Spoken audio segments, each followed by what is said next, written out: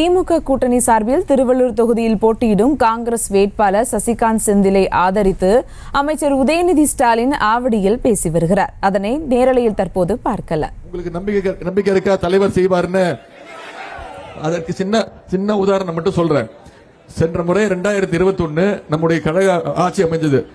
ஒட்டுமொத்த தமிழ்நாட்டு மக்கள் நம்முடைய தமிழக முதலமைச்சராக தேர்ந்தெடுத்து முதலமைச்சர் உட்கார வச்சாங்க. அப்போ என்ன நிலைமை? கோவிட் 2வது பெருந்தொற்று. ஞாபகம் இருக்கா?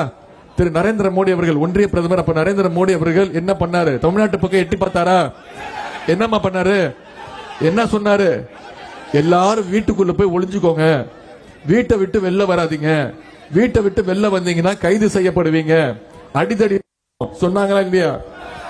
எதுவுமே பண்ணல. ஒண்ணுதான் நம்முடைய நரேந்திர மோடி அவர்கள் பண்ணாரு. என்ன பண்ணாரு?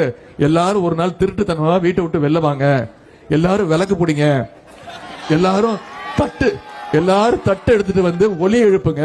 அந்த ஒலியை எழுப்புனீங்கன்னா கோவிட் வைரஸ் பயந்து போய் வீட்டுக்கு ஓடி போயிடும் அப்படின்னு சொன்னாரா இல்லையா? எத்தனை பேர் பண்ணீங்க? சும்மா சொல்லுங்க. பண்ணல. ஆனா அதற்கு எதிர்மாறா நம்முடைய தலைவர் என்ன பண்ணாரு? விழிப்புணர்வு ஏற்படுத்தினாரு. இந்தியாவில் இருக்கக்கூடிய அத்தனை மக்களும் அந்த வேக்சின் ஊசி போட்டுக்கிறதுக்கு பயந்தாங்கம்மா. அப்போ நடிகர் விவேக் இருக்காருல்ல, ஊசி போட்டுட்டு சில விஷயங்கள்ல அவர் மறைஞ்சிட்டார். அதனால இந்தியா மொத்தம் திரு விவேக் அவர்கள் கோவிட் ஊசி போட்டதுனாலதான் இறந்தாருன்னு பொருளை கிளப்பி விட்டுட்டாங்க. ஆனா அது உண்மை கிடையாது. பண்ணாரு, ஏற்படுத்தினாரு. அவரே அந்த கோவிட் ஊசியை போட்டுக்கிட்டு இந்தியாவிலேயே ஒரே முதல்வர் கோவிட் வார்டுக்குள்ள போய் அங்க இருக்கக்கூடிய கோவிட் நோயாளிகள் அவங்களுக்கு தரமான மருத்துவமனை தரப்படுதான்னு ஆய்வு செஞ்ச இந்தியாவிலேயே ஒரே முதலமைச்சர் நம்முடைய தலைவர் அவர்கள் தான். சொல்ல போனா தமிழ்நாட்டு மக்களுக்கு தான் அந்த பெருமை. ஏன்னா இந்தியா முழுக்க ஊசி போட்டுக்கு பயந்தாங்க. ஆனா தமிழ்நாட்டு மக்கள் தான் இந்தியாவிலேயே முதன்முறையா அதிக ஊசி போட்டு கோவிட்ல இருந்து தப்பிக்கணும்னா கோவிட் ஊசி கோவேக்சின் போட்டே ஆகணும்னு இந்தியாவுக்கே எடுத்துக்காட்டாக விழிப்புணர்வாக இருந்தது யாரு? நீங்க தான். இந்தியாவுக்கே எடுத்துக்காட்டாக இருந்தது தமிழ்நாட்டு மக்கள் தான். அதுக்கப்புறம் தான் இந்தியாவில் இருக்கக்கூடிய அனைத்து மக்களும் தைரியமா ஊசி போட்டுக்கிட்டாங்க. அப்ப கடும் நிதி நெருக்கடி, ஆட்சிக்கு வந்துட்டோம், கடும் நிதி நெருக்கடி. தேர்தல் அறிக்கையில பல வாக்குறுதிகள் கொடுத்திருந்தோம்.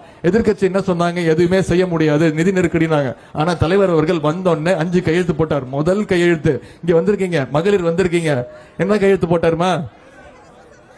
மகளிருக்கு கட்டணம் இல்லா பேருந்து வசதி திட்டத்தை கொடுத்தாரா இல்லையா? இப்ப எங்க பார்த்தாலும் நான் அந்த 5 நாளா கிட்டத்தட்ட 6-7 மாவட்டமா சுத்திட்டு இருக்கேன். எங்க பார்த்தாலும் இந்த பிங்க் பஸ் தான். அந்த பிங்க் பஸ் ஃபுல்லா மகளிர் தான். பஸ் ஓனரே நீங்க தான். எங்க வேணா ஏறிக்கலாம், எங்க வேணா இறங்கிக்கலாம். கரெக்டா இல்லையா? பயன்படுத்துறீங்களா இல்லையாமா? இப்போ மகளிர் எல்லாம் இப்ப அந்த பஸ் பிங்க் பஸ் சொல்றது இல்ல, செல்லமா தலைவர் பேரை சொல்லி ஸ்டாலின் பஸ் தான் கூப்பிடுறாங்க. அந்த அளவுக்கு திட்டம் மகளிர் கிட்ட ரீச் ஆயிருக்கு. செய்திகளை உடனுக்குடனும் துல்லியமாகவும் தெரிந்து கொள்ள சப்ஸ்கிரைப் பண்ணுங்க.